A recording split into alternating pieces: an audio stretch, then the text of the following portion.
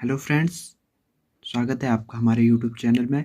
और आज के वीडियो में हम बात करेंगे विज्ञान पाठ्य योजना के बारे में और आज का टॉपिक होगा ओम का नियम। तो शुरू करते हैं। सबसे पहले आपको दिनांक, कक्षा, वर्ग, वादन, समय, विषय और प्रकरण लिखना है। उसके बाद विद्यालय का नाम।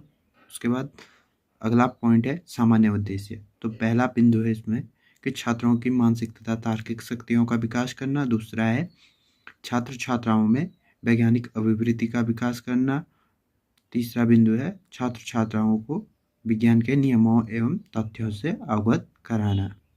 इसके बाद आता है हमारा विशिष्ट उद्देश्य। तो पहला विशिष्ट उद्देश्य है छात्र छात्राएं ओम के नियम की व्याख्या कर सकेंगे। दूसरा है छात्र छात्राएं ओम के नियम से संबंधित ज्ञान का प्रयोग दैनिक जीवन में कर सकेंगे। तीसरा है छात्र छात्राएं विद्युत धारा एवं विभवांतर का प्रत्यास्मरण कर सकेंगे।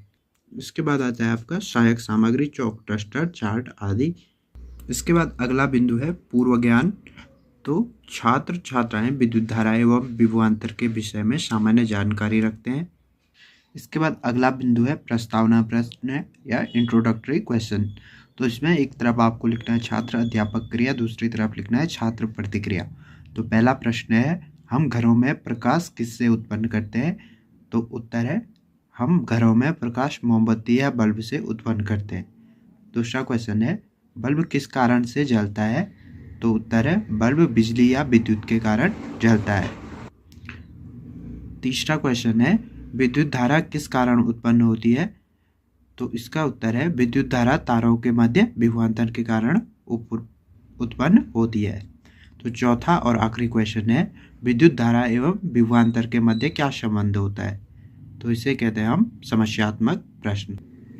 इसके बाद अगला बिंदु है उद्देश्य कथन। तो इसमें आपको बताना है कि आज हम विज्ञान विषय के अंतर्गत ओम के नियम का अध्ययन करेंगे।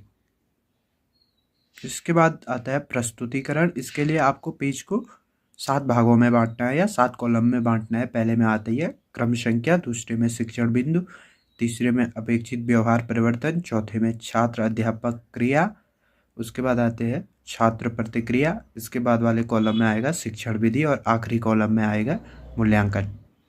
तो पहला जो शिक्षण बिंदु है ओम का नियम। अपेक्षित व्यवहार परिवर्तन होगा, छात्र पूर्व ज्ञान का प्रत्यास्मरण कर सकेंगे। इसके बाद विकासात्मक प्रश्न। पहला प्रश्न है आवेश प्रवाह की दर क्या कहलाती है। तो आवेश प्रवाह की दर विद्युत धारा कहलाती है। दूसरा प्रश्न है ओम का नियम बताइए। अस्पष्ट उत्तर। यहाँ प्रश्नोत्तर विधि का प्रयोग किया जा रहा है। इसके बाद आता है छात्र अध्यापक कथन। यहाँ अपेक्षित व्यवहार परिवर्तन होगा, छात्र ओम के नियम को समझ सकेंगे। तो यदि किसी चालक की भौतिक अवस्थाओं जैसे ताप, दाब आदि में कोई परिवर्तन ना हो तो चालक के सिरों पर लगाया गया विभवांतर उसमें प्रवाहित विद्युत धारा के अनुक्रमानुपाती होता है।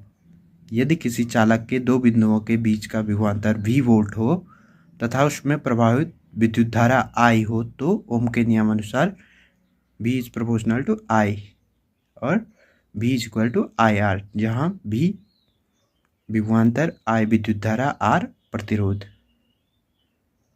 यहाँ छात्र छात्राएं ध्यानपूर्वक सुनेंगे और समझेंगे तथा जो टीचिंग मेथड है वो है स्पष्टीकरण विधि।